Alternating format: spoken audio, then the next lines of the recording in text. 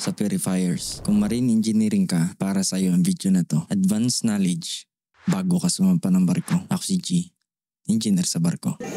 Nung time na ini-introduce na yung low sulfur fuel oils, way back I think 2020, naglipa na yung mga fuel na unstable. Yung mga fuel na sabi nila hinaluan lang ng diesel oil para maging low sulfur. At isang beses nakapagkarga kami ng ganitong klase na fuel. Yung nangyari, disaster talaga. Una, napapansin ko na palagi may sludge na natitira dun sa labasan ng sludge. No?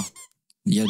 Sinabi ko agad kay Hepe. Tapos nasabi niya, babaan ko daw ng discharge time. Binabaan ko naman. Ginawa kong 1 hour, sunod na araw, ginawa kong 30 minutes. Umabot ako sa point na umabot na ng 10 minutes na lang ang discharge time. Pero ganun pa rin. Talagang dumidikit yung sludge. At dahil sa sobrang iksi na discharge time, dumami yung sludge namin. Naging isang problema pa, yung sludge hindi mabomba kasi putik talaga. Hindi siya mahigo. So ang ginawa din namin, binuksan yung manhole, pinalapa namin yung mga sludge papunta dun sa may drums. So di problema talaga, di ba? Tapos ang nangyari, sabi ni Hepe, patakbuhin yung isang purifier. Habang naglilinis ng isa, yung isa naman ang nagbabara. Hanggang umabot na rin sa point na dalawa na sila. Wala kami purifier noon habang tumatakbo yung barko. Pero okay lang, kalma lang, no? Everything is under control. At nagsabi pa yung isang kasama ko sa barko na kaya doon napupunuan yun ng sludge. Dahil daw doon sa butterfly valve. Yung butterfly valve, ganyan siya, no? Ganito siya pag close at ganito siya pag open. So ang sinasabi niya, sumasabit na doon yung sludge kaya napupuno. Yung sludge, pinupuno niya yung hose tapos yung buong loob ng purifier. Nung sinabi niya yun, ini-insist niya talaga. Ang ginawa ko, tinanggal ko yung butterfly valve at nilagyan ko ng 4 na flange na ganong size. At sa mga sumunod na araw, ganun pa rin. Puno pa rin ng sludge mula dito sa hose at dito rin sa gilid. Nangyari pala yan sa purifier na Mitsubishi. At yun na nga, nung tinanggal ko yung flange, tinanggal ko yung hose, yung sludge, andito lang sa may hose. Hindi na siya bumaba doon sa may sludge tank. So, araw-araw, linis ako lagi ng purifier. At sa kakaisip na pwedeng solusyon doon sa problema, umandar yung pagiging scientist natin. Bumaba na rin sa akin yung solusyon. Ang DIY bucket salo-salo sludge. Yan.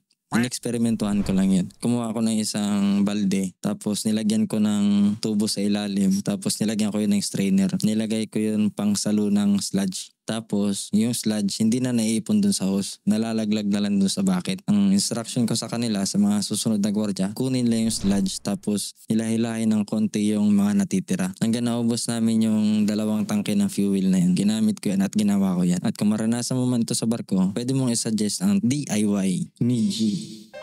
No?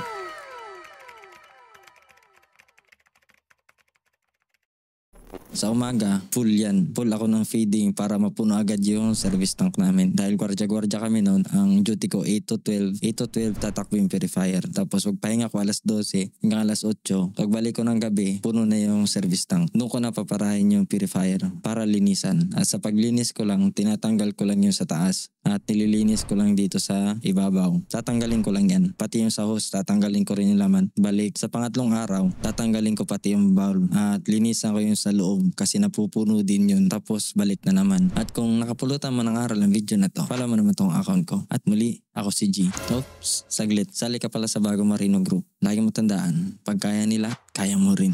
Yun lang.